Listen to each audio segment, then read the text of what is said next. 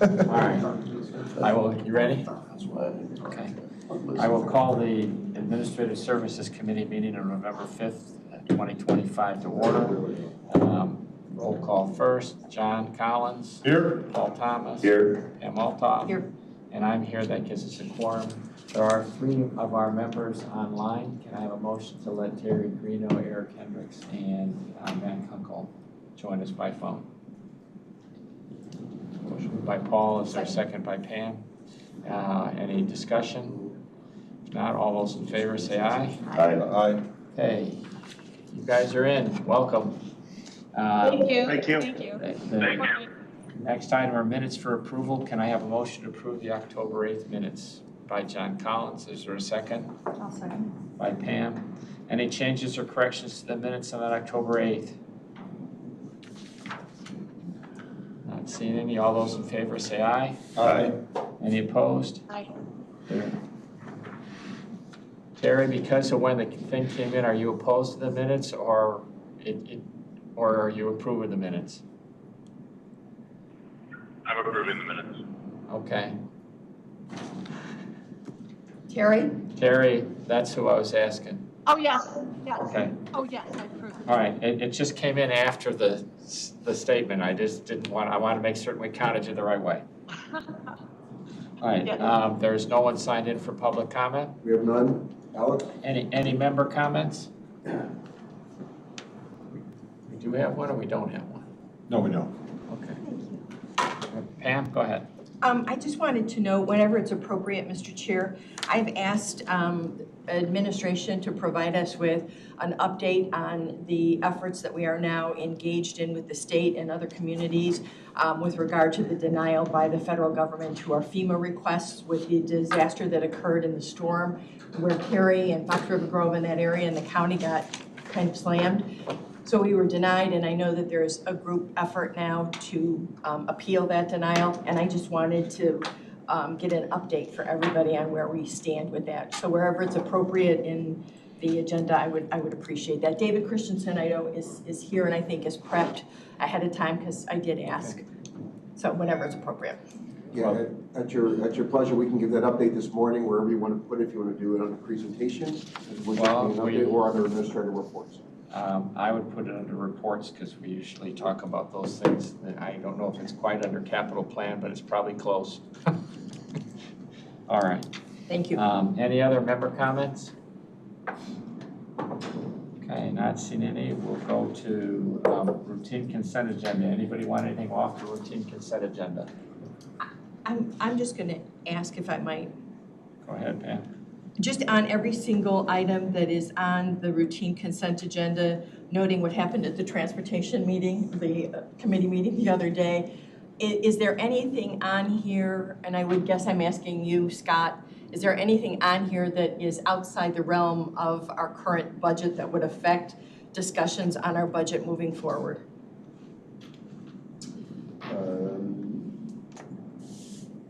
Actually, I'm not prepared to answer that question. I want to go through each one of those. Put me on the spot. Sorry. No, it's okay.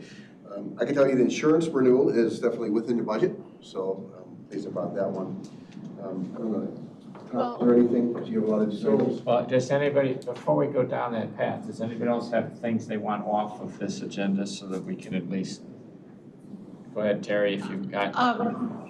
Yes, 7.2 through 7.7. Yeah, that's So all. then it's all off anyway. Okay. Let's just take them one at a time then. Ordinance amending the McHenry County Ethics Ordinance. Can I have a motion? I'll make the motion to approve. And seconded by John. I second. Okay. I'll withdraw my motion. It should come, Terry's the liaison, it should come from Ms. Greeno. I'm sorry, Terry, go ahead, please. Okay. Yes, I make the motion. All right. So Terry makes the motion, John seconds. Discussion about McHenry County Ethics Ordinance. Terry, are you happy with it? Do you have any comments? Oh, very happy. I thought that this was going to stay on the consent agenda, so I didn't realize it had been pulled up too. But no, worked very hard, a team of lawyers. It's excellent. Every word is parsed, and very happy with it. Okay. And this ordinance reflects your recent discussion. You had made one little tweak to it, so everything should be incorporated and includes a structure to set and increase the terms for the ethics commissioners. That's included in the enabling resolution, not within the ordinance itself, to keep it cleaner. Okay. Any other comments? We're not spending money, so we can do this by voice vote. All those in favor say aye. Aye. Aye. Is there any opposed? Okay, it's approved. Chair, we need a motion and a second to approve the remaining item of the routine consent agenda for number 1. No, we did it as 7.1. I thought she pulled 7.2 through 7.7. She did. She did. We haven't discussed it. We're doing And then we individually. did Terry Greeno as the motion for 7.1. That was for 7.1? Yes. Perfect, okay, thank you. And I think John was the second. Okay, so now can I have a motion for 7.2? I'll make a motion. Moved by Pam, seconded by Paul. Discussion on 7.2. Terry, you're up. Yes, so a couple of things. We're passing motions for a budget that hasn't been approved, and this has an increase year over year. All of these do. And it's not clear if we're trying to keep our budget flat in 2026, where this money would be coming from. It doesn't have to come from the IT department, but it does have to come from somewhere. I don't know the number on the insurance, but for each of the, right now, this would take us roughly 20,000 over what it was in 2025. And I don't know what the insurance premium amount is. Carrie was gonna get that back to me, and it was, sorry, time change, and didn't get it to her in a timely manner. Well, I can certainly feel that with risk management. Go ahead, Scott. And we also have on the line, we have Rich Stuckluska, who is with Gallagher, who's our insurance broker consultant. Rich and his team were instrumental in marketing the county's insurance policies to the market and coming back with this renewal, working with county staff and risk management on what our goals and objectives were.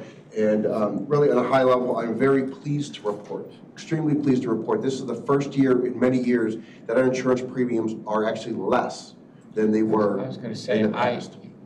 I'm looking at the resolution, and I thought this was $15,000 lower than last year's, not higher.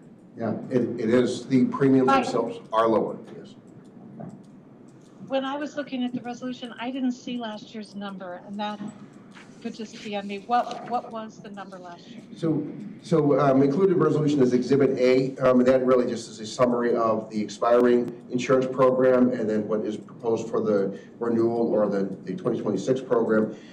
Insurance premiums for all the policies, and the county has several different policies for various areas of exposure. The expiring program, the total premium cost was a little over $1,740,000. The renewal, as presented and recommended, has premiums at $1,725,000. So it is, from the premium standpoint, it is less. One thing that's different, that's a little different, is that this program is recommending a change in our primary liability, general liability carrier, and we call it the package policy. So the public official coverage, employee liability.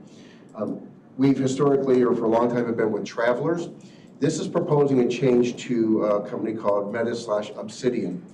And with that change, we'd have the same level of coverage, and it actually is more in alignment with what the county's needs are, because Travelers over the years have been taking things out of the policies and moving things out, not covering things that we felt that they should.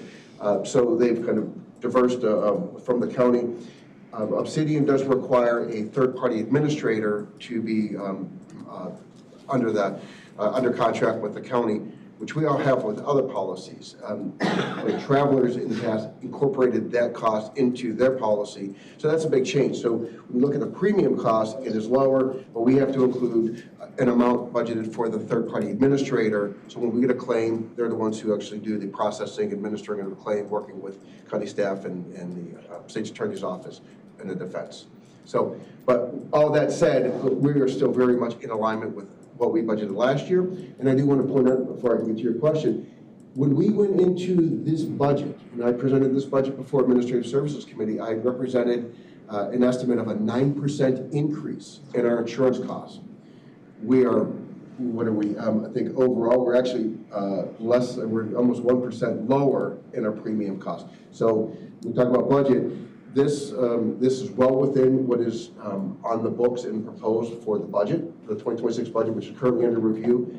So we're really pleased about this. So I think it's in line with really where the county wants to go as far as insurance coverage, and it's under budget. So with that, so thanks, Scott. And you know what, again, kudos to you and staff for realizing the sensitivity that we all share with regard to, you know, next year's budget and expenses, and working so diligently to get that lower, you know, really. However, can I ask, because of that, and there's a huge amount of conversation, obviously, at every single committee meeting moving forward, can I ask that type of information that you just gave us verbally is either included in the resolution so that we see that there is a reduction, so we're not trying to find numbers and other, I'm looking at it, I don't see it. Right. And if I missed it, yell at me, but I just think it would, huh? Happy to yell at you. Yeah, happy to yell. I'm happy to receive that yell in this case. But I mean, I didn't see it, and it would help all of us to know if it's, you know, where it is as we move forward in our budget discussion. So I would just ask, moving forward in the next several iterations over the years, that all that information be somehow included in the resolution, or even as a memo supplement to what we're getting, so that we're aware of the changes, you know. it is at the background discussion. Excuse me. It's Hello? I'm sorry, I don't know how to raise my hand this way. I don't know who you. It's Matt. It's Matt? Sure, go ahead. Yeah. All of the items were in the packet. We did have all that information. But I do remember there was a 5 million under coverage that we were seeking outside also. Is that not true, Scott? Yeah, there's, with our general liability policy, there is it's called a follow form excess policy that gets us up to an overall $16 million of coverage. I specifically spelled out in this memorandum that when the county board looks at the cuts, you know, that is a policy that gets you the coverage that's recommended based on the current climate. But as we understand the direction from county board, you want to know if there's an opportunity to make a cut, where would that be? I put that on the table because that's something that you can actually pull out. It will save you, and with a few others, about $200,000 in your insurance coverages. Just so you know that you're aware of this.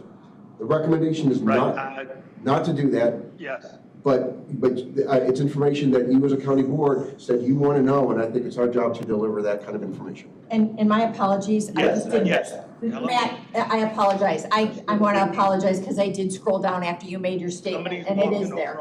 Sorry. Okay. Yes, I Sir. was still speaking. Hello? Go ahead, Matt. Go ahead, It was an Matt. exemplary job, Scott. I love the direction of the whole thing. It looked great. I was just only bringing that point up to say that there was still a discretionary decision in there if the board so chose.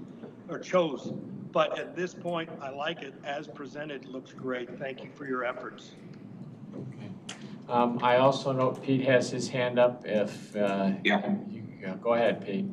I just wanted to add, this is some of the good news we've had in the last couple of weeks since we posted the budget, right? So we'll have a little bit more discussion on how this folds into the tort levy tomorrow with Finance Committee, but this is less than we anticipated when we put the budget on display. Okay, and I also don't know how to raise my hand. Go ahead, Terry. My screen's a little wonky. Okay, in the resolution, Scott, I see all of your notes, but in the actual resolution, and by the way, I mean, excellent job, that's always great, and counter to the market, but it says 1.83 million on the premium in the resolution, not to exceed, which would be 90,000 more than last year. So what does all of that mean? Yeah. So when we prepare the resolution, what this provides an overall authority for expenditure. You have the numbers. We're going to bind the coverage pursuant to these recommendations. But there's always, sometimes there's additional insurance needs that arise. Like if we were building a building and we need, a builder's risk insurance, that could be a policy that would be added on. And if we have a judge that retires, they want extended reporting period coverage, which has additional costs. So if I present the resolution specifically at the number in here, any little change in the policy would require me to come back before the committee for an emergency appropriation, the change of authority. So historically, we've come in with a higher number that would cover, I'm going to call it the contingencies. Third-party administrative services, if we have a very bad year and a lot of claims, and what a per claims basis, and I exceed the number that I estimated that we would have. This provides additional latitude within the budget and within the spending authority for the risk program to continue on, still within budget. And I'm going to emphasize, still within budget, but it provides us that additional authority to address those variables or contingencies as they may arise. So that's why you see the difference in number, and I appreciate that you did see that and point that out and give me a chance to speak to it. Well, thank you. So this goes back to, though, what I was saying is that these numbers put us 110,000 over the 2025 expenditure, or what was approved in budget, or I don't know if that's an actual number to budget. And then we just have to know, where is that coming from? And so, because we don't want to have another year where, oh, you guys voted to increase these, and yet, you don't want to raise taxes. So how do we address that? And again, this is for a budget that has not been passed yet. Yeah. So something that was posted publicly but never approved. A very fair question. In the discussion memo, there's a section called Impact on Budget, Revenues, Expenses, Fringe Benefits, and that's where that discussion takes place. And it's noted that the fiscal year 26 budget that has been proposed and is now currently under review includes just shy of $2 million for insurance. As I mentioned, we anticipated a 9% insurance increase.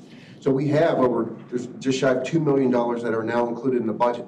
So this number, including all those contingencies that may arise, is still under that fiscal year 2026 budget number that's on display.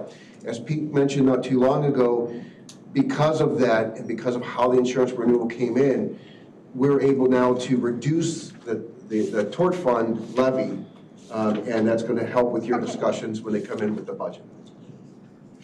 Okay, and just to be clear, the ruler isn't what was posted. The ruler is the 2025 actuals that we have, so that we can see what we are going over, not what we posted publicly, because we didn't actually post that publicly. So I'm just saying that we have to be aware that this is 110,000 over what was expended in 2025. And please, you guys, open this up. And I'm not saying that's for all of these resolutions. So if I may, the 2025 resolution provided $1,770,000 as kind of the top. This provides a little bit more, once again, based on those variables, those contingencies. That is, I want to be very clear, that is just an amount that we're asking for authorization to spend. I'm not indicating or hoping that we will not spend that money. You have the insurance program, we have the coverages. Once again, I can't tell you sitting here today what 2026 will look like.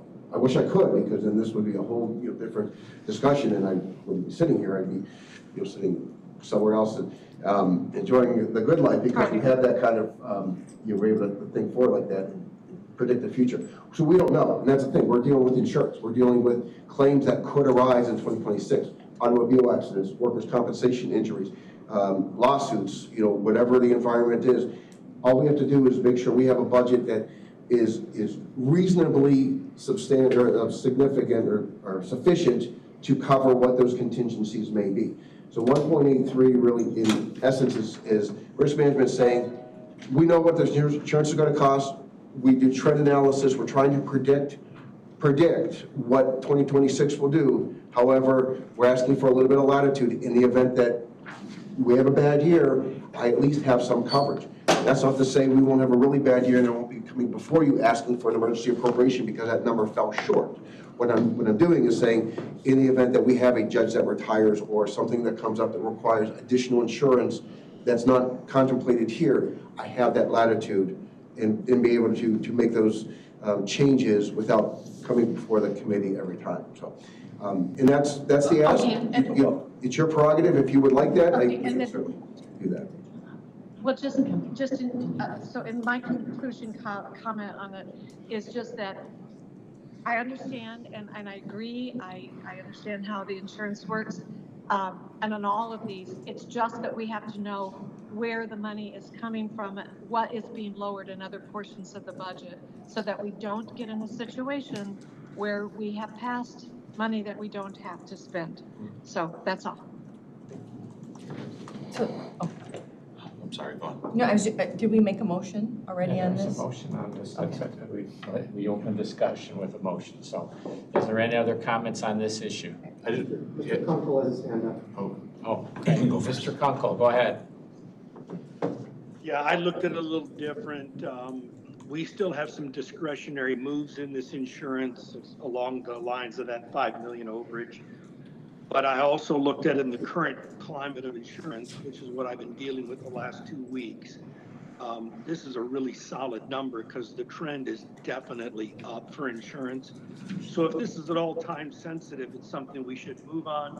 Of course, if it can be left till after the budget, that's fine, but I don't see us doing any better insurance than what Scott has done with this now.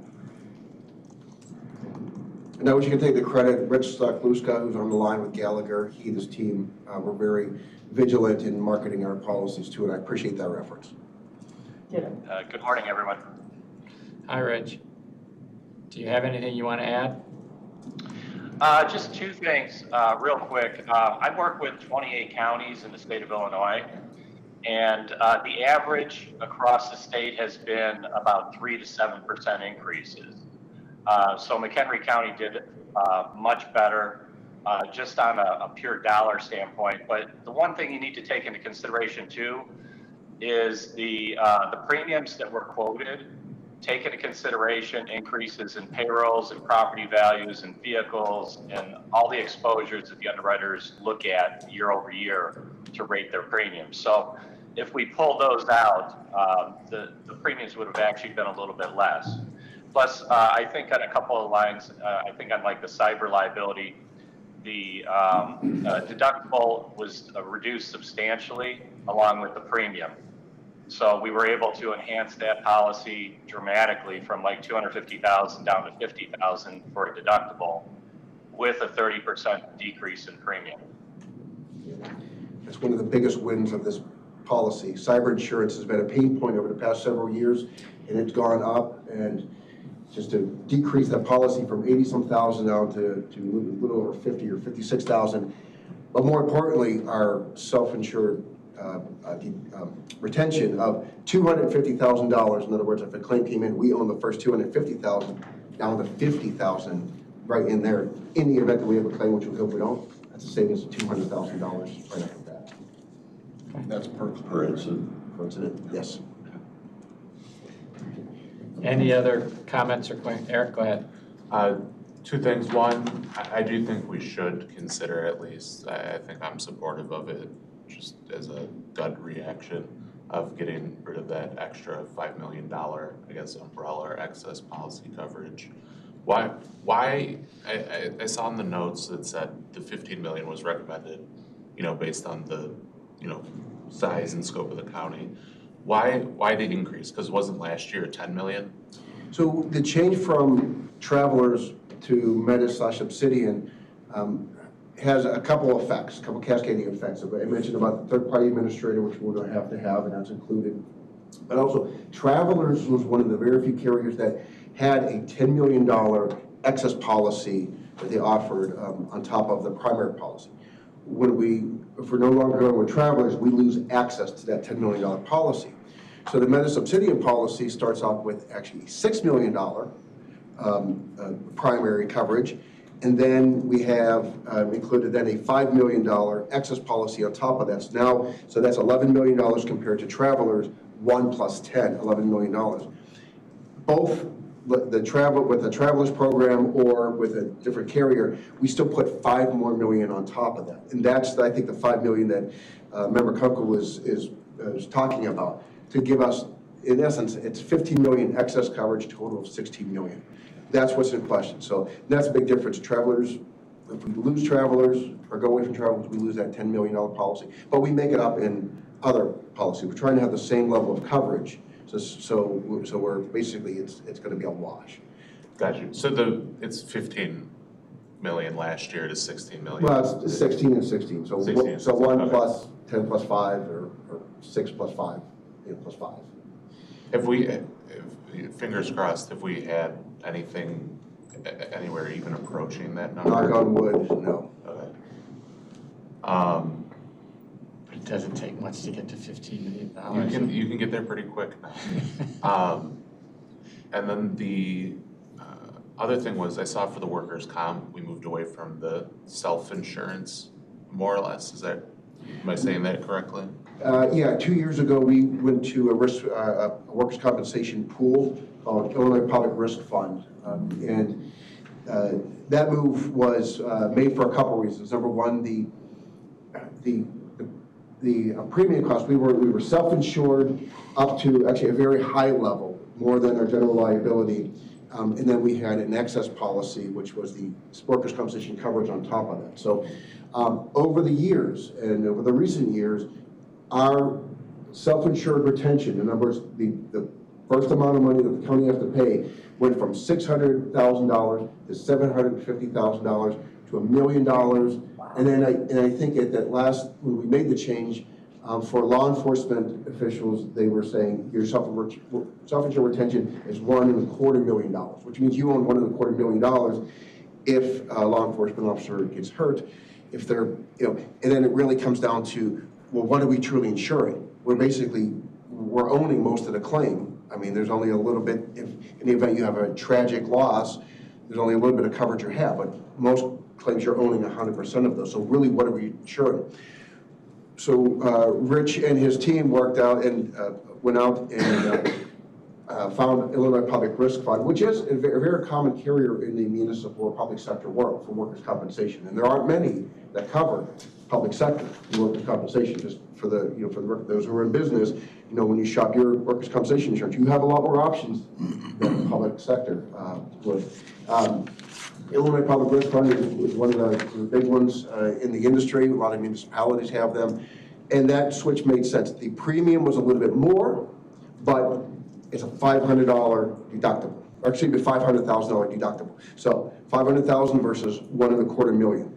It was that was one of the key decision points to go into this risk management pool, which I will point out has some give backs too, because if you have a good year, like we did in the past 2 years, they have a grant program. We received a little over $9,000 back in a safety grant that our safety committee is working on different ways to use. So there's some give back with the Illinois Public Risk Fund program. So, hey, Scott. Yeah. Scott, I just want to jump in. That grant was increased from 9,000 to almost 21,000 this year. So we're going to get 21,000? Yeah, it was 9,000 last year for the first year, but next year in 2026, it's going to be 20,790. Okay. So it's more money available for the county to use for loss prevention, safety, purchase equipment, anything that's safety related. Well, that's great news, Rich. I appreciate that. So when we look at the county's insurance program, we really have to do those kind of analyses, and it's like, what is the amount of exposure the county is willing to take on, and what is going to be a program that's going to meet those needs, and still have a price point that's going to be acceptable. So which really comes down to what's called risk tolerance. How much risk are you as a county board willing to take? I think Member Kunkel brings up the question of, do you want just $11 million maximum coverage, or do you want 16? That's a decision point. You don't have to have the additional $5 million.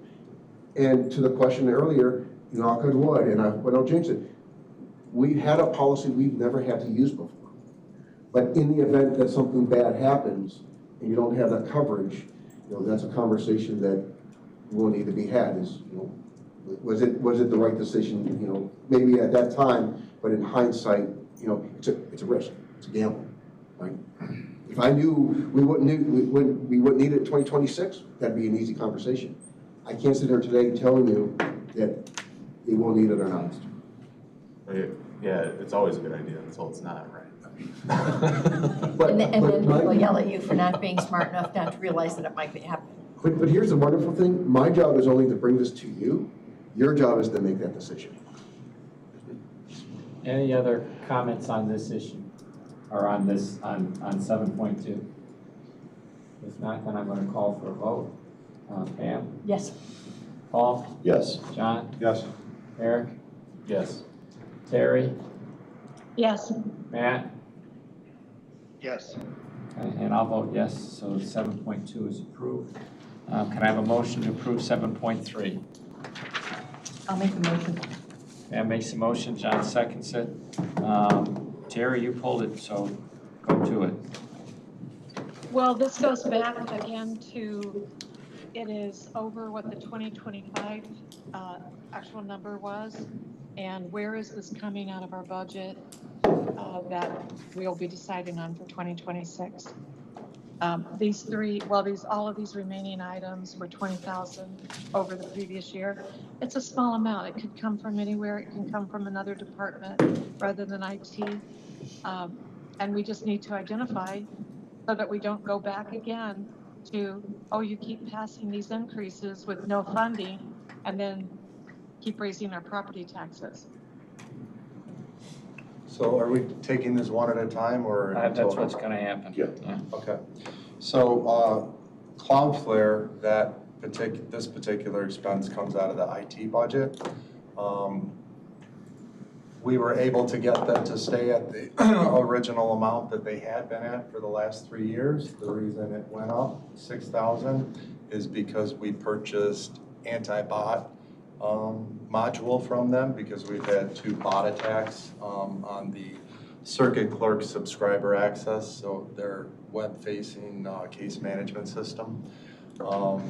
This is coming out of the IT budget, and we've reduced other parts of our budget to accommodate this. Like, for example, we used to use Duo, and now we're using Microsoft Azure Authentication, which is included in our G3 licensing. Oh, that is fantastic. I mean, seriously, do you have any idea what the savings was by going to the already included Microsoft-based product? Was 25,000. Oh, fantastic. You've just covered the entire nut. Thank you. Okay. Any other questions or comments about this 7.3? If not, I will call for a vote. Eric? Yes. Terry? Yes. Matt? Yes. John? Yes. Paul? Yes. Pam? Yes. And I'll vote yes. Can we get to 7.4? Can I have a motion for 7.4? I'll keep going in that. I'll be a continuing second if it helps. So this expense is coming out of non-departmental. It doesn't come out of the IT budget. This is for the state's attorney and public defenders. A case management system, they use it all day long, every day. This is the support and maintenance for that program. Support and maintenance gives you 2 things. It allows you to call when there's a problem, which there are problems on a regular basis, and it also allows for us to receive security updates, patches, things like that. I would just, as a general note, I would say that we in the IT department are extremely cognizant of what it costs. Like our current passwordless solution, we could have went out and bought a $150,000 piece of software to do that. We didn't do that. We engineered that on our own using the tools that we have through Microsoft. So we're always looking at the costs. Further down the list, we'll get to it, like the Microsoft Unified. Their initial proposal was 24% more than what this resolution is, right? So we go back at them and we say, we don't have the money, we can't afford this. We don't just take, whatever they give us. You got Microsoft to go down? On their unified support, not on their, No, I'm just saying for that particular thing. right, on the enterprise agreement itself, I appreciate it, but I want to stay on 7.4, so Okay, so- we'll take them in order. I mean, if we were on a consent for the overall thing, I would be 7.4, glad to do that. But So that's coming out of non-departmental. My understanding is that Carrie budgeted for this in the budget that's proposed. Yes.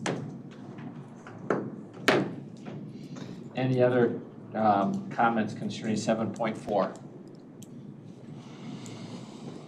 If not, we'll go back to a vote. John? Yes. Paul? Yes. Pam? Yes. Eric? Yes. Terry? Yes. Matt? Yes. And I'll vote yes, 7.4 is approved. Motion to approve 7.5. I'll second. Pam and Eric again. Okay. 7.5. So Hyland Software creates a program called OnBase, and OnBase is the county-wide document management system. $100,000 seems like a lot. We have millions of documents in the system. The courts can't operate without it. Most, if not all, the departments have some documents in the system. The funding for this comes out of IT and circuit clerk. And I believe that, I can't speak for the circuit clerk, but I believe that it's within their budget to do this. Any questions on 7.5? No. Not seeing anybody. Quick question. John? And I just noticed, I apologize, it says in the fiscal year 2025, is that a typo? On the resolution? Yes, I saw that too in the packet. Oh, and the title. It's on the resolution, the yeah. title. It's got to be a typo because we're certainly not voting on 2025. No, I just wanted, Yes, that In the should be resolution, 26. that's correct.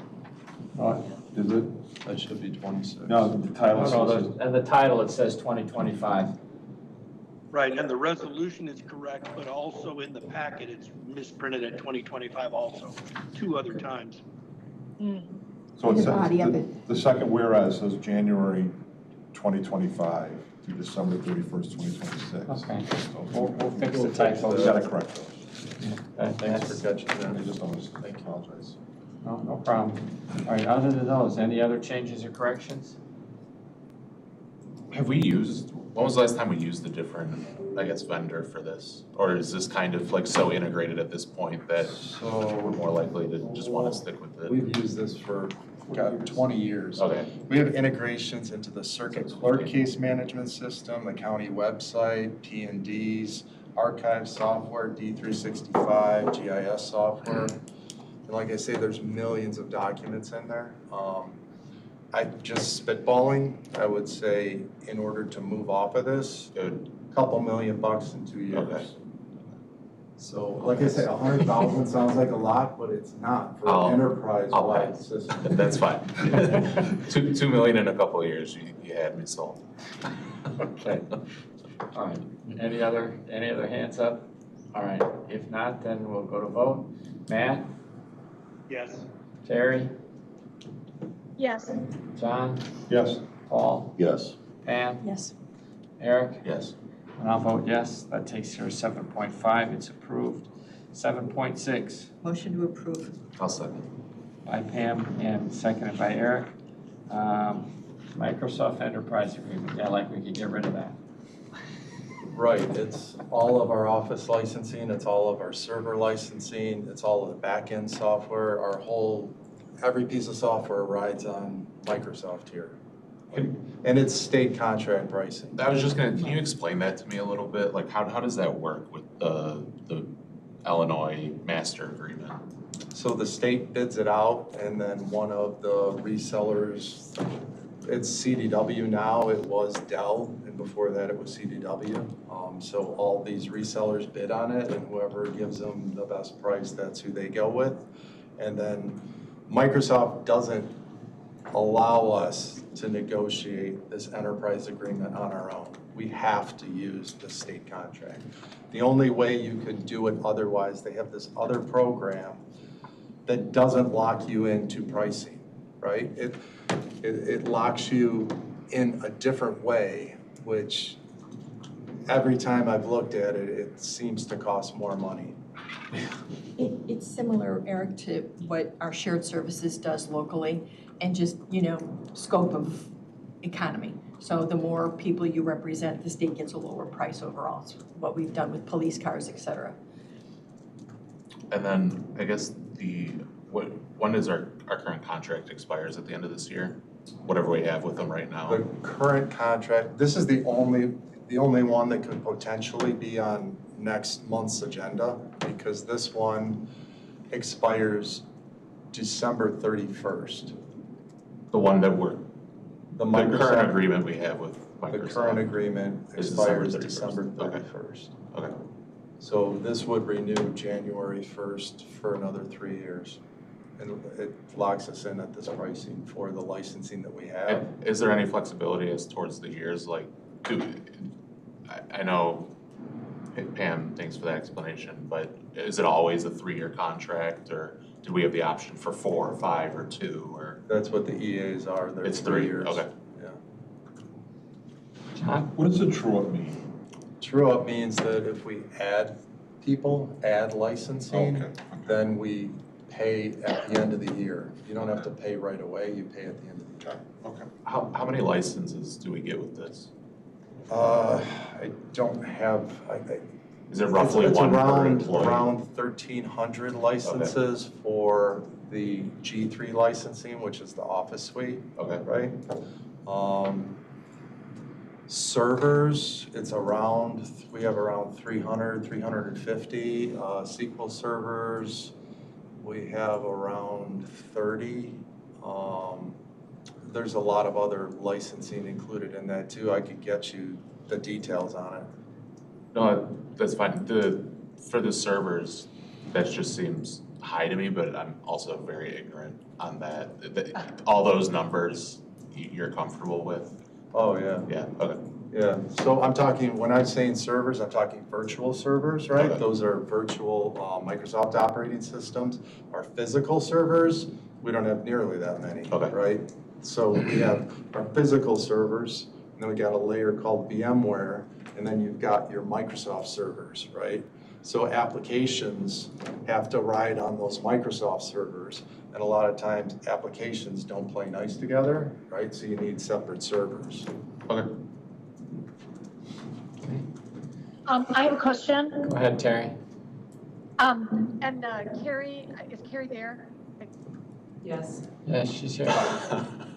Carrie, I did not remember to, or catch this one, to ask for the amount that was spent in 2025 on it, what the previous amount was. So Do you have Carrie, any you info? pushed across an email that said 917, but my number is 998. That's what our EA said for last year. That was what we actually paid, but I wonder if there's something else attached to it. So 998. 998 is what we paid for in 23, 24, and 25. And this is $1,055,000. Was that? Their original proposal was 1.2, and we cut some licensing to get down to the 1055. Okay.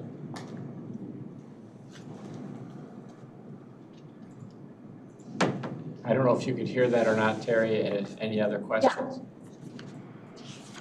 No, and just once again, we have to find where this money is coming from in other areas. Well, I can't imagine us going back to paper and pencil with $1 million. I can't even imagine printing the millions of pages in the recorder's office again if you weren't gonna have it on the computer. It would be a lot of pigeon carriers we can buy for this amount. Well, of course not. I appreciate the sarcasm, but it is a real issue that we have to look at. Terry, And- I don't disagree with you, Terry, that we gotta look for the money. I just don't think they're giving us a lot of choice. I know, and that's why where we have to make other choices. So just to be aware of this, because so far I've heard of a savings of 25,000, and we're pushing 200,000 now. So, guys, we cannot be in a situation where they look back at us and say, "Well, you passed it." That's what we're doing. We're going to get this every single month, all year long. Any other questions or comments? Okay, roll call. Go ahead, Matt, go ahead. Matt has a question. I thought I had my hand up, but maybe I don't. I may have missed it. Go ahead. Yeah, I was just wondering, obviously you've made some cuts. Do you see in the near-term future or even in the future, any avenues to make additional cuts to licensing to bring that cost down? The way to make additional cuts would be to identify programs that you feel are no longer necessary. And we could look at that and see, are they using a particular piece of software on their own? If they were, if other people are using that, then we can't get rid of that piece of software. If you identify a program that we're no longer gonna fund, then we could look at that piece of software and say, okay, we don't need that. The other way is to say, we don't need as many people working here, and we reduce license counts in that fashion. Right, but I mean, obviously that's what we're down to, looking under every rock, because we know the budget's untenable. So, I'm not sure that kind of effort that is for you to look at those. Well, I can't do that until you tell me where to look. We've done some of this already when we have reduced our headcount and by an anticipated 18 people next year. I think, sorry. Go ahead, John. I think what you're saying is that you're more, IT reacts to what The organization needs. So if the organization reduces someplace, then you can look at how that reduction then affects what you're supporting. Correct. Right. So you can't necessarily cut something because that's going to affect something upstream from you that they may not be anticipating. Okay. Correct. Okay. Paul? With the programs, are you able to see how often they're being used? You know, something like that. Maybe you're only using one program once a month, or do you get that type of information or no? I can. Typically, we rely on the departments to tell us what they need. Okay. You know, like we're doing a PC rollout next year, right? We've collected all that information. We're relying on the departments to tell us how many computers they need. I can't decide, I don't know their business, right? So I can't decide you only need this much, right? Just at a high level, if things aren't being used as often, or, you know, maybe we can look at that. Yeah, can I comment on that just really quick? For my specific application, D365, we have 150 licenses, and we look at it with IT's help, probably at least quarterly, on who's logging in and how often, and if they don't log in a specific period of time, then we pull their license, or we reach out to them and, you know, why are you not using it, and is it just in case someone's on vacation, you know, so then we give them other ways of working through that. And then any new license needs finance approval, so then we talk to them about what their function is, why they need it, what they're gonna be using, because I know our D365 licenses are very expensive. And we did reduce that by, I don't know if it was $35,000 or $50,000, because we reduced the license level for the approval. A lot of people, department heads, they just approve things. And there's other people that put things into the systems, right? So they need different level of rights. People that put things in need a different level of rights than people are just approving. So we were able to reduce the license, the overall license amount by reducing this license to this license for the department heads. So we do that as much as we can, but we still have to rely on the departments quite a bit. But that would be my next question. I'm going to assume, looking at Peter and looking behind me at Scott, that Carrie's department isn't the only department that evaluates that on a regular basis. And if she is, thank you. But if that's not happening, then I would strongly suggest that moving forward, we ensure that we're conveying that message to all of our department heads, saying, you know, even if it's every 6 months, but prior to the next budget, you need to look at these things, and if we can save additional funds, that's what we need to do. Yeah, we do an annual audit of, We just. There we go. There we go. Okay. and we could incorporate that into that. Greg Shane came and sat with Scott and Kathy and I, and we went through every device and every license we have in county administration, county board, and risk management. Thank you. Makes me happy to hear that. John? And this is not to pick out any particular department, it just pops in my head. When we rolled out the change in how people apply for building permits and things like that, and automated all that, we identified the savings, I'm assuming associated with that automation. Did that savings include any software we got to put in and virtual servers? Was that all part of the whole cost of looking at all that? Or was it like, we can save a body doing this, but we don't really understand what all these costs are? Does my question make sense? I don't remember an ROI being put forward as part of that project, so I don't know that that was done. Peter, do we look at that? When we look at saying we're going to automate this process, that's going to save us X amount of hours, we also include in that the costs on the IT side? You know, the clerk did. When Kathy made her presentation, she said she did. Did Kathy she? Keefe. Yeah, you weren't. That was- But in law and government, Kathy Keefe specifically noted that they did that. So I mean, I'm sharing that with you, that I know that she said that. Yeah. The circuit clerk as they continue to. Oh, no, I was talking about like. No, I know. I'm just For the sharing permit it. process. Yeah. You do online now. Okay, we take that cost into account with what that overall project's gonna be, the savings? Yeah, sometimes you have to spend money to save money. No, I recognize that, I'm just, net. I mean, if the savings 100,000, but it's gonna cost IT 250,000, it may be like, well, keep pushing paper in that case versus automating. Yeah, but sometimes the costs might be slightly higher up front, right? No, I'm saying overall. Okay. You know, yeah, no, I understand, I'm just saying overall, we make sure we're looking at it. We have 300 virtual servers, to your question. Right. You know, if that's another virtual server, what's that cost, et cetera, et cetera, et cetera. So. I think part of the conversation is, as we move forward and we have difficult decisions to make, a lot of this is just to inform us what, Peter, you guys do on a regular basis. We're just unaware.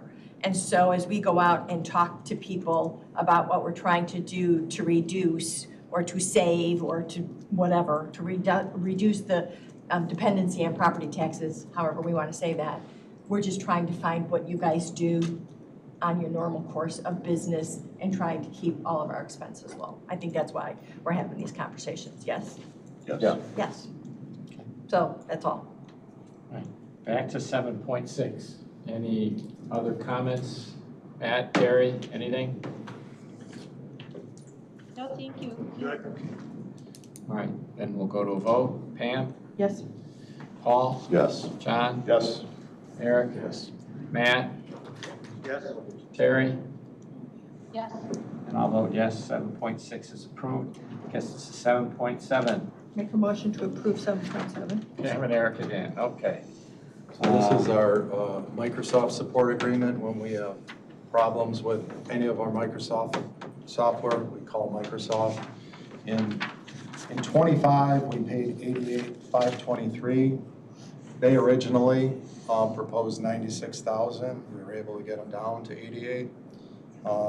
In 26, we're projected to pay $96,812. They originally proposed $114,000. So we got a 24% discount on this year. Normally, we would try and get a 3-year agreement on this, but they wouldn't give us that discount for the 3 years, so we just went with a 1 year. Okay. What budget does this come out of? Non-departmental. So does that need to be changed in the resolution then? You said it's 88, but I think the resolution. No, it was 88 and 25. 96. It was originally 96 and 25, we got them down to 88, and now it's 96 this year, but they originally proposed 114. Questions? Matt, Terry, anybody? All good. Okay, then I will go to a vote. Eric? Yes. Matt? Yes. Terry? Yes. Pam? Yes. Paul? Yes. John? Yes. I'll vote yes. That takes care of the routine consent agenda. Thank you. Thank you. Reports, capital plan update.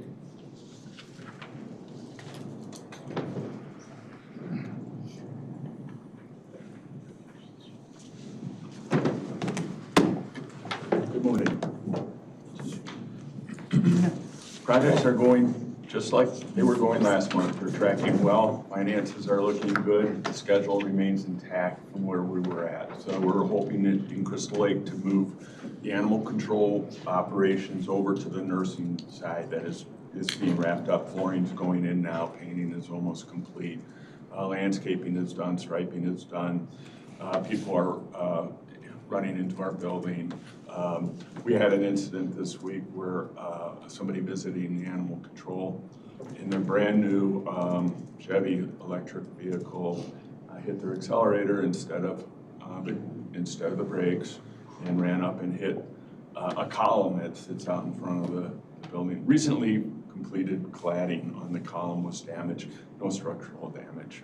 So we're getting an estimate. We're working with risk management to take care of the specifics on getting paid from their insurance company. But anyways, that aside, we'll be moving animal control.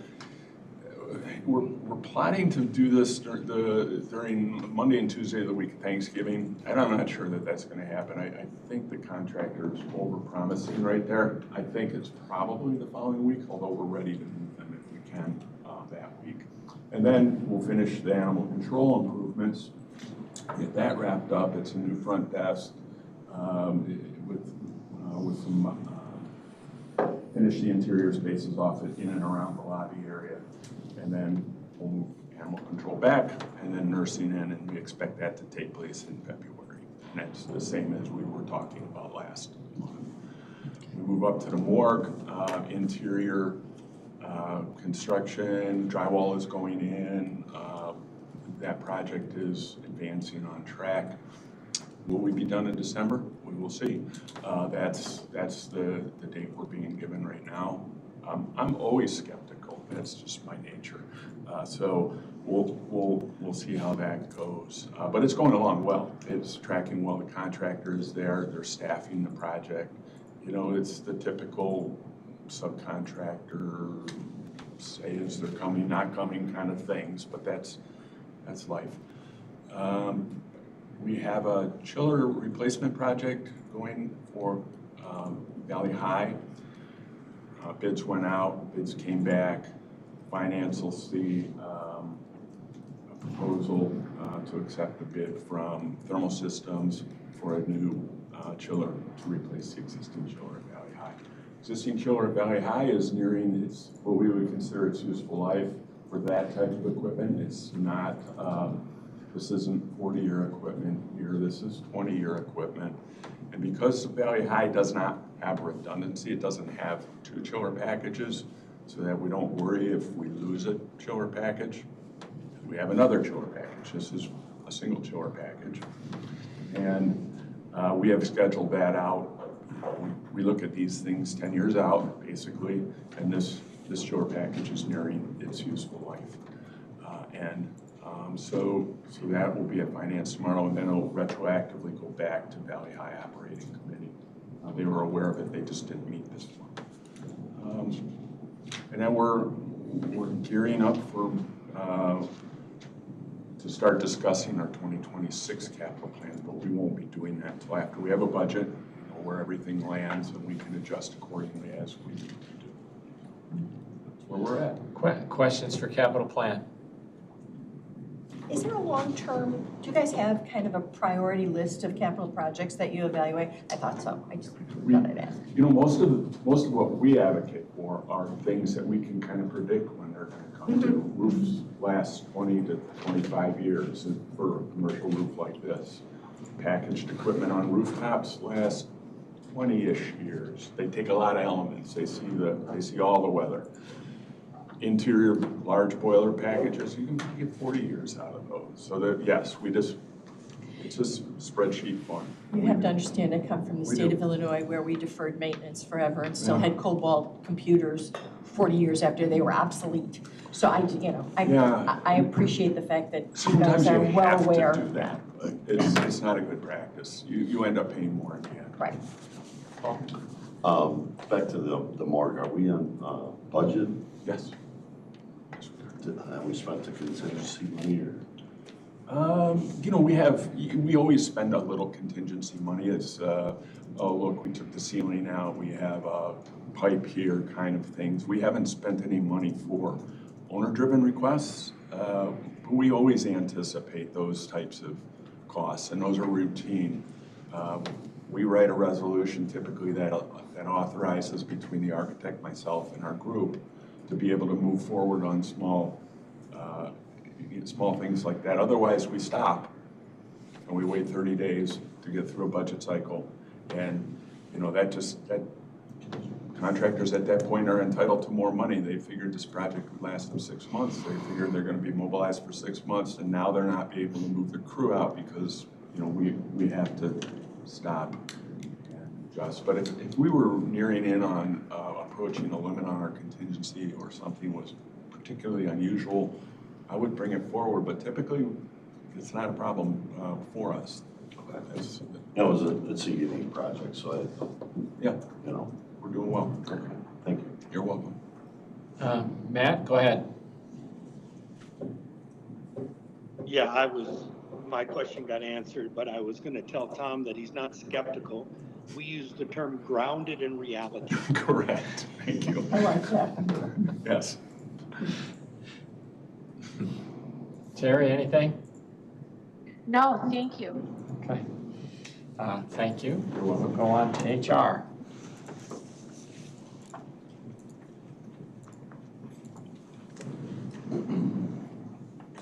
Good morning. I think, the biggest accomplishment that HR has done is we completed open enrollment for all of our employees. We're very excited. This takes about 60 days to build up to getting all of this built in the systems. All the things have to be changed, benefits are negotiated and things like that. So we're very happy and very surprised that 688 employees completed open enrollment. And that's a lot. We have a team of 2 that works in benefits in HR, so they were on the phone a lot. We had a lot of people stop in to visit us. So I think it was a very successful process. Now we're in the step where we have to approve them all.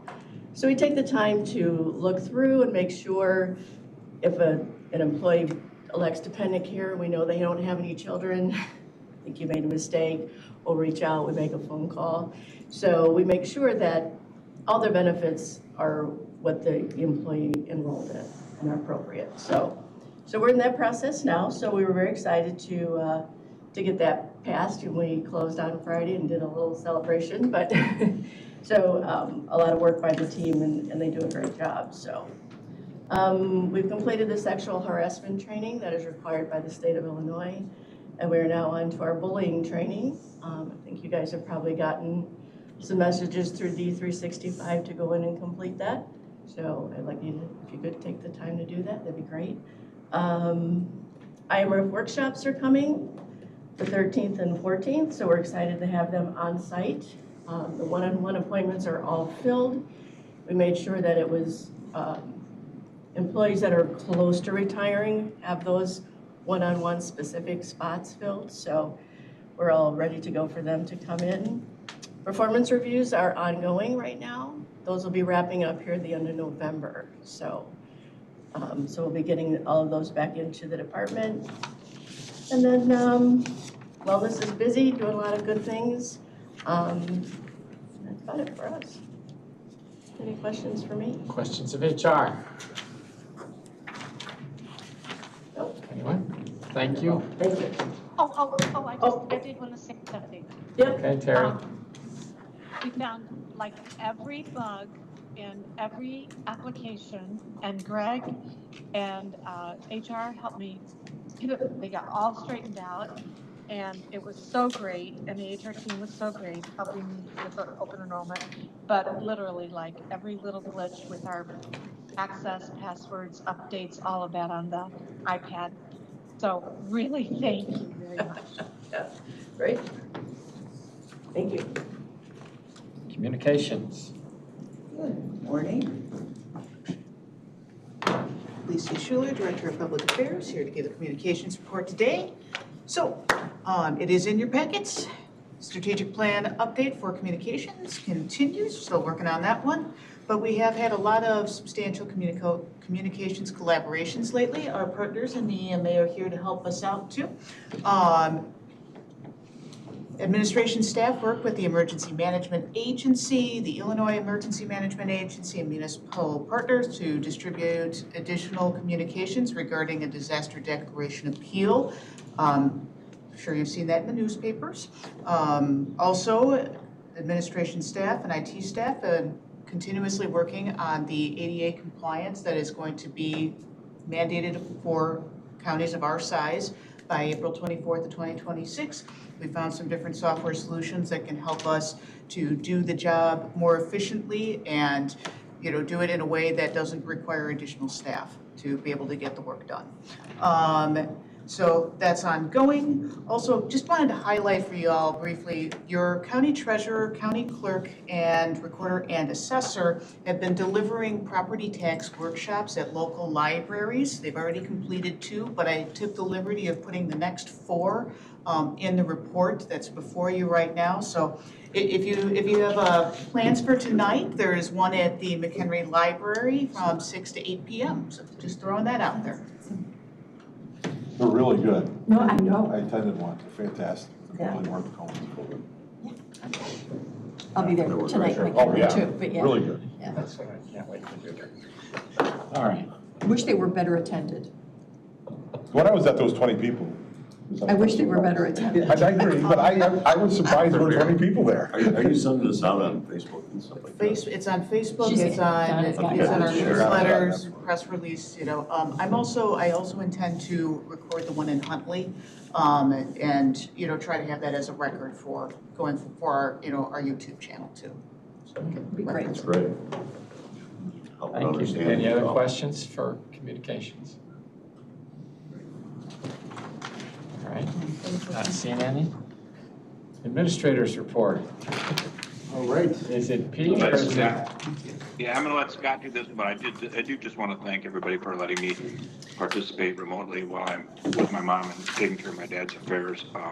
And the staff has just been wonderful to have me be away, and it's all seamless, so thank you, everybody. Scott, go ahead. All right, appreciate it. Just a couple items to report. Mike Von Bergen. Why don't you come up here? Oh, I'm sorry. All right. And then also David's FEMA update. Yeah, too. you know what, Don't actually, forget, David, please. why don't you go first? All right, please, yeah. What? Yeah, this is in regards to the recent disaster that affected Cary, Fox River Grove. David and Brooke will provide an update on the current status of the submission for assistance and where it sits. So Brooke's going to give a recap of what we found. Go ahead. Yeah, so during the walk around through the communities, there were representatives from the different cities that were primarily impacted. Cary, Algonquin, Fox River Grove. We had a representative from our agency there, FEMA was there, IEMO reps were there, and Small Business Association. In total, they received surveys, homes that were impacted or residents that were impacted. They found a total of 188. 68 of those were affected, 107 were minor damage, and 13 were majorly damaged residents. So, These are buildings, right? Yeah.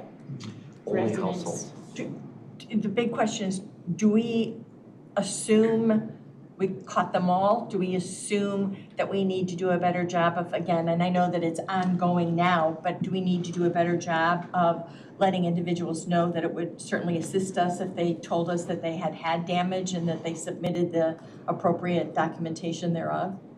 There's always going to be misdamage. and our communications, right, to them. Cary, those three entities, Cary, Fox River Grove, and Algonquin, turned out to be great partners, and were pointing out things that maybe weren't, a lot of this was self-documented, and we went and reviewed it, as Brooke mentioned. But we can always do better. That's the problem when one county agency, us, EMA, is trying to do EMA for the entire county. There's only one town in this county that actually has an emergency manager, and it hurts us a little bit if there's one on the ground. Then there's representatives, there's liaisons, and some do better than others. But by not having that function working in that town, we cover it for them, right? And we're only 5 people, so we can miss more. That if there's more involvement by the towns. In this incident, they were there, they're at the plate with us, but without, a lead-in, like they're communicating with the residents on a, a more periodic basis about preparedness or what happens or what that process is. There's that case for missing. So that's kind of what I'm asking, David. I think you guys do a remarkable job with what you have at your disposal. I love our shared services and our community partners. I think all of our municipalities try. I guess what I'm asking is, what can we do to help as the elected body that is also, responsible and answers to our constituency? What can we do to help to get the word out, or to make sure that the information we're providing is accurate, appropriate, and funnels people to the right entity, as opposed to, a kind of scatter shotgun approach? Well, working with Alicia, we got more information out about a disaster than we normally do, or more, whatever. But each of you have your own social media, or you have your own networks. And what really helps out is for you to echo what we're putting out. Like for us, for EMA, what we try to do is, if we see something from DOT that a bridge is going to be out because they're going to repair it, we try to echo it on ours. But we have a sliver of the population. But if each of the board members, 18 board members, are echoing what we're saying, like the messages that Alicia sent out, then it just gives a broader reach across there. And I would agree. So I would ask, we sometimes need to be spoon-fed. I'm going to admit that. I would ask then, if there is something out, that we specifically direct that to all the electeds, so that when we do have an opportunity, because you're right, not only do we have our own networks, but we do overlap. Just to say that it happened here and these are the people that represent the area doesn't excuse the rest of us from working within our own networks, which are broader depending upon churches, social activities. But if we could have that, so we could do that, put it on our Facebook, put it on our social media, whatever it is, that would be, I think, helpful to push people and tell them again how important it is. What the end result is. If you participate, then our opportunity of being designated as a federal disaster area is improved by X. I sometimes think people don't understand and just say it's not big enough. I'm not going to do it. So it would be helpful. I'd love to tell the story is when I was in Hoffman Estates and I was the coordinator there, we had a storm run across the northern tier of Cook County. And we weren't going to get IA out of it, but I thought we could get PA out of it. And all the villages were saying, no, we don't, there's not enough, we're not going to get the declaration. And the administrator, Jim Norris, and I know some in the room know him, Jim Norris, he called every administrator across the northern tier. The mayor, Mayor McLeod, called every mayor, and I called every EMA person. And we got him to do it. The one that was, I gotta think of the right word, not that first word, that was complaining the most about even putting any effort into it, they ended up getting the most. They got $2.5 million in FEMA funds because we did it. We did a full court press. So sometimes it takes that. When we saw the damage and we were aware of the damage, and we being EMA, I didn't see a declaration for McHenry County. We were piggybacked with Cook, Jersey, Calhoun, Boone, and Winnebago on this one. So there's a possibility. DuPage withdrew, they didn't submit anything. Lake withdrew, they didn't submit anything. They didn't really have a lot of damage, but you need the numbers, you need to have the impact, right? So I just told you what we found and what Sarah from our office, she went door to door with FEMA and IEMA and the SBA. Here's what the feds said, or what was submitted through IEMA based on what they were getting from the feds.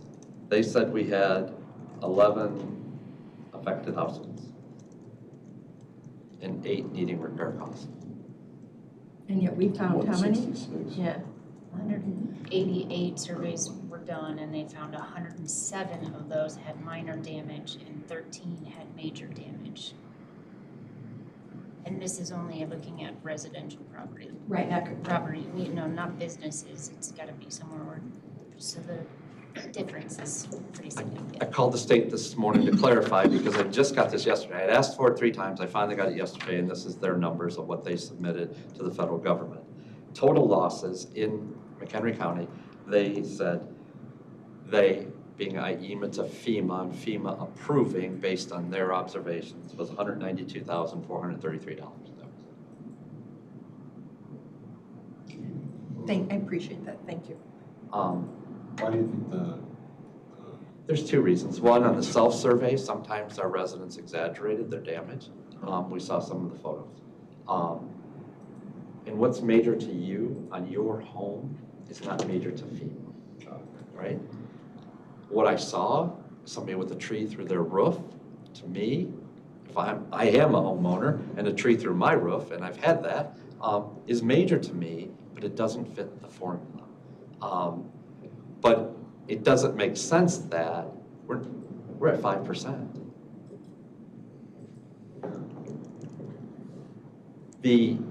We had this before. I ended up having a FOIA IEMA before on PA on the flood we had in 2013 on what they turned in for our PA. And at that time, we needed $1.03 million in PA, public assistance, so what government spent in order for the county to qualify. They only turned in, and I had a FOIA to them to find out, $733,000. They were picking things out. They said, I don't know if FEMA like this or whatever. We made them put it back in what we had. We had 130 million or 1.3 million in there. So it's always an argument. I don't understand the low numbers. I did talk to the state, Greg Nimmo, who is their recovery, and he's the chief of the bureau that does this work.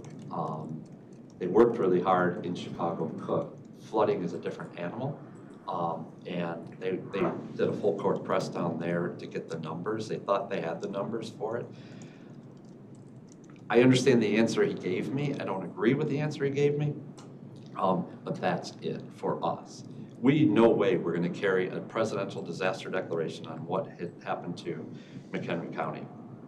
Now let me tell you the other side of it.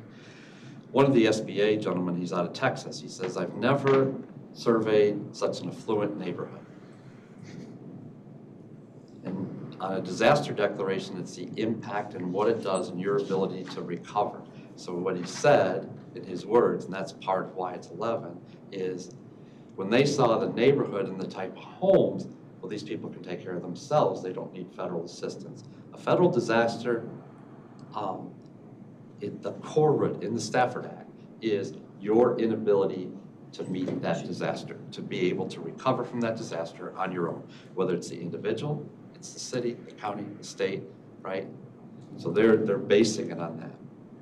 When Brooke and I reviewed the incoming data from the residents, I don't remember seeing one that didn't say they were insured, which takes them off the roster. Really? Yeah, if you're insured, you're the only thing that can count is your deductible on your homeowner's insurance. So if you have a $5,000 deductible and that's what you paid, that's what FEMA could possibly reimburse you for, right? But insured takes you off the roster for it figured. Thank you. I don't hold hope for the appeal working. They're pounding the streets in Chicago. They asked us if we wanted to repound the streets in Chicago. I've been through this process before, and our residents have moved on with their life. Right? We did put out the QR code. They can redo the survey. They can add more photos. All of that will help. All of it is important. And Alicia put out that information for our residents. You know, they can redo it if they want, or they can add more damage, or maybe they found more afterwards. You know, hey, my furnace isn't doing what it used to do, or whatever the case may be, to add to it. But what IEMA has to do to the President of the United States right now is to convince them it was worse than they said at first, so please evaluate, and FEMA will endorse that. So I went and looked, and on October 24th, I found that this is out of Maryland. They had it was a flood, a major flooding they had, and they just rejected their appeal. I can leave this for you, but the impact on government was much greater in Maryland, and it was rejected. And one of the reasons for rejection was the ability of Maryland to recover on its own.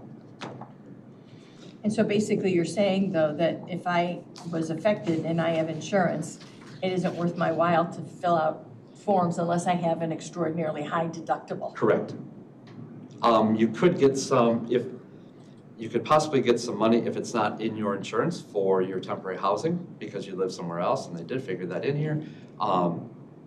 So if you couldn't live in your home, and your insurance didn't cover it, my insurance policy covers it, that if I'm displaced from my home from a disaster, then, so I wouldn't get that. But if you didn't have that rider on your insurance, you could get that paid for too. Understood, thank you.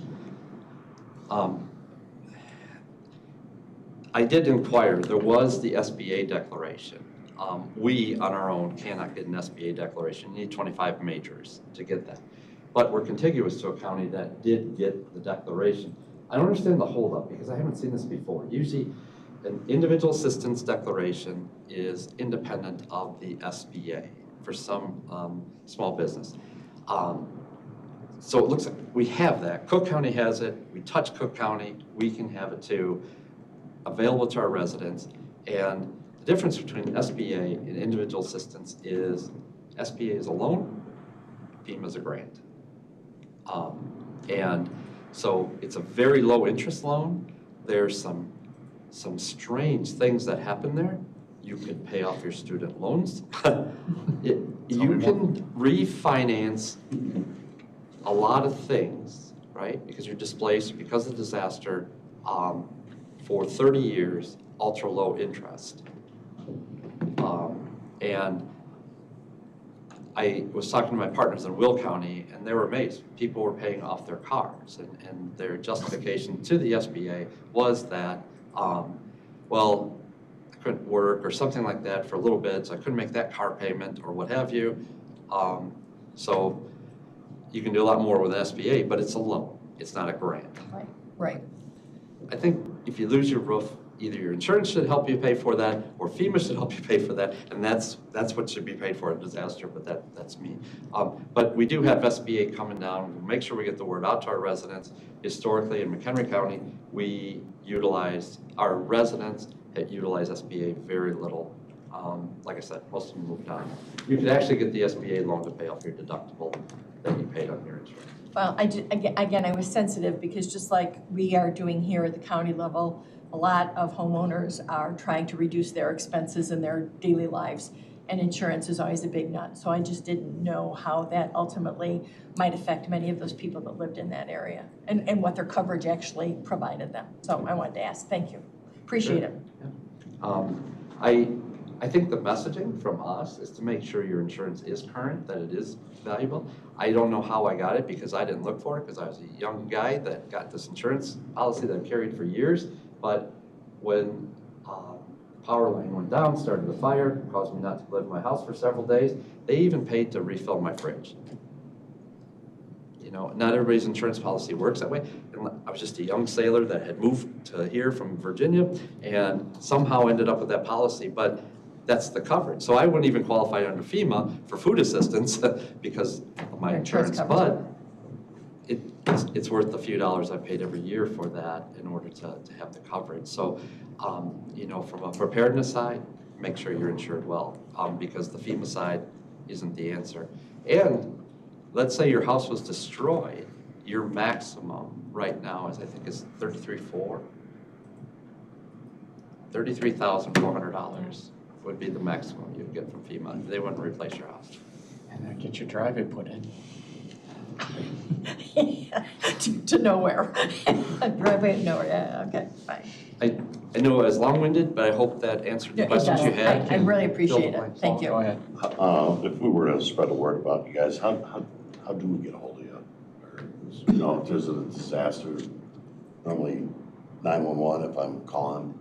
So if it's not an emergency, I would call our main line. We have it set 815-338-6400. Our Brooks and my phones are tied to that, so if we're not in the office, it rings our phones, and then it's a race to see who answers it first. Okay, so it's not a 611 number or something like it? No, sir. If our residents, you know, that's a great question. Explain. If our residents need any kind of assistance, 211. 211 is an amazing network of referrals, right? They don't hold the answer, but they have the number of the person who has the answer. And that could be food assistance, that could be a lot of different things. And it's not just disaster related. So 211's a great one. But to get a hold of us, the number I gave you. That was initiated by the United Way of McHenry County, just so everybody knows. That wasn't government, that was a not-for-profit Of course, it wasn't. initiation. You just said it was useful. With the full support of the new EMA coordinator at the time. Yes, which we say thank you. Thank you for asking, sir. And Thank if you. you are really interested in kind of how EMA is dealing with those kinds of natural disasters and how that's followed, I really strongly suggest you find out where Paul is doing his next resiliency. It was Peter, yeah. amazing the information that I gleaned from just attending that hour and a half with the senior Thanks for living being there. facilities. Yeah. It was great, seriously.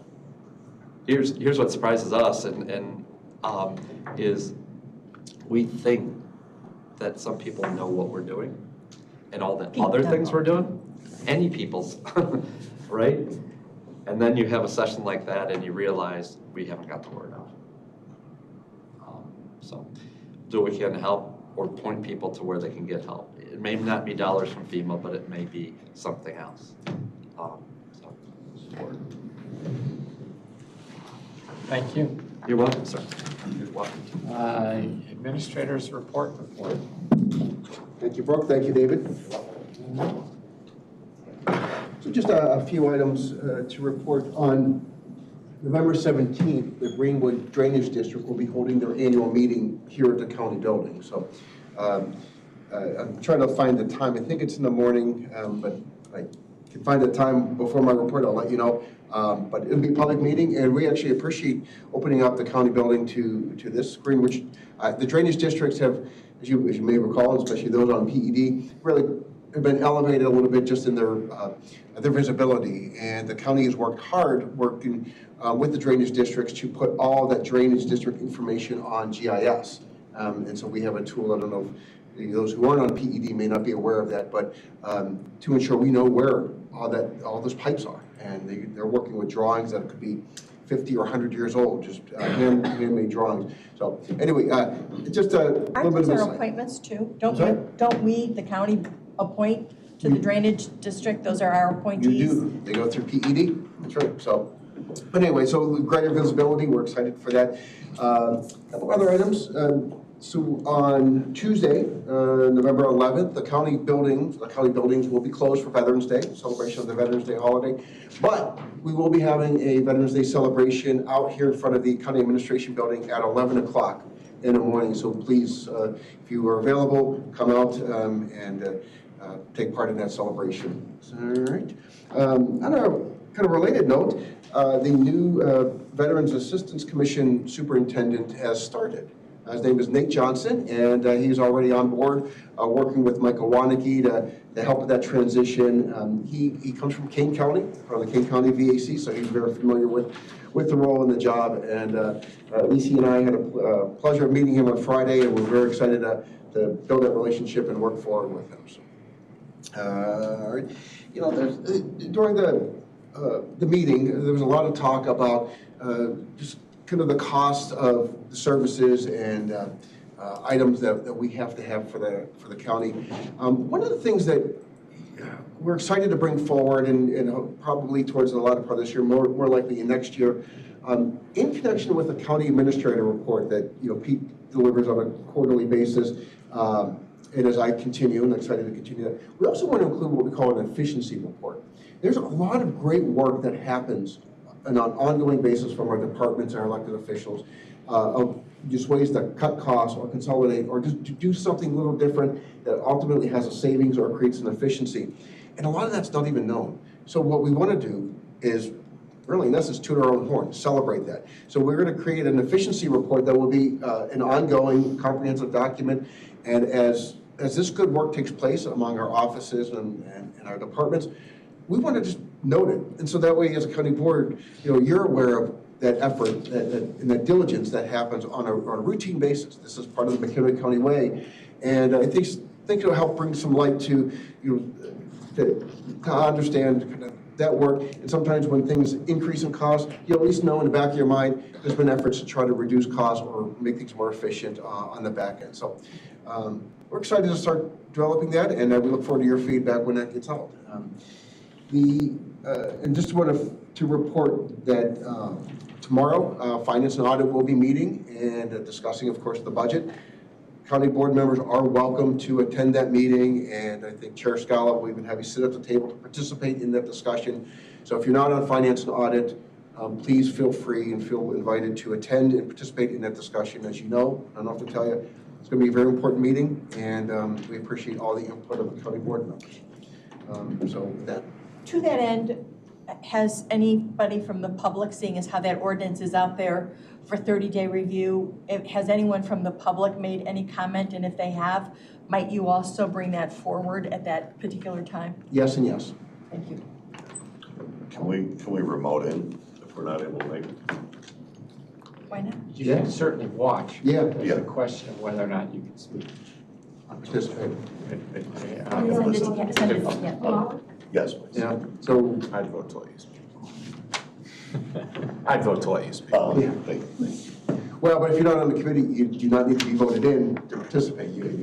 So, but we'll certainly let Chair Scala know that there may be some remote attendees that would want to participate as well. And Scott, the drainage district is Hebron, not Greenwood. Hebron, I'm sorry, thank you. Hebron And Drainage conference District. room A and B from 9 to 10 on the 17th. Okay, mark your calendars. Any other questions for the administrator's report? Okay, I see a note for executive session, so we have to do that to approve the minutes and to do the other, correct? Correct. Okay, so can I have a motion to go into executive session for the purposes of setting a price for sale or leasing property owned by the public? By John, seconded by Paul. Roll call. John? Yes. Paul? Yes. Sam? Yes. Eric? And Terry and Matt, I'll let you vote, but I know you won't be on because of the public nature of the internet system. Understand. Okay, yes. And Matt? Matt is left, I believe. Matt's left. Okay. See you guys. See you guys.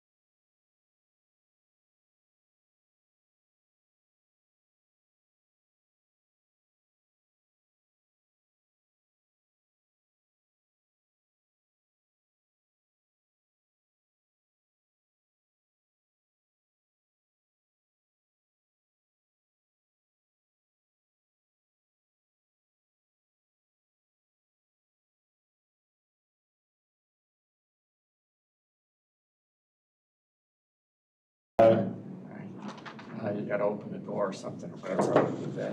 And we would have one motion, would be to approve the executive session minutes of May, whatever that day was, of May 8th. They're not for release, they're just for approval, and then January 8th. We send it to state's attorneys, May right? 8th, I think. Can I have that motion? By John, seconded by Paul. All those in favor of approving the minutes of that meeting, but not for release, but for approval to the state's attorney's office. All those in favor? Aye. Any opposed? Okay, in that case, oh, I know what else we have to do. We have to do a roll call to show that we still have a quorum. John? Here. Paul? Here. Ann? Here. And Eric? Here. And I'm here, so we still have a quorum. And then all they have left to do then is adjourn. Motion to adjourn. Second. I'll second. Second by Eric. It has to be. Eric gets a All those in second. favor say aye. Aye. All right. Thank you. Thank you, folks.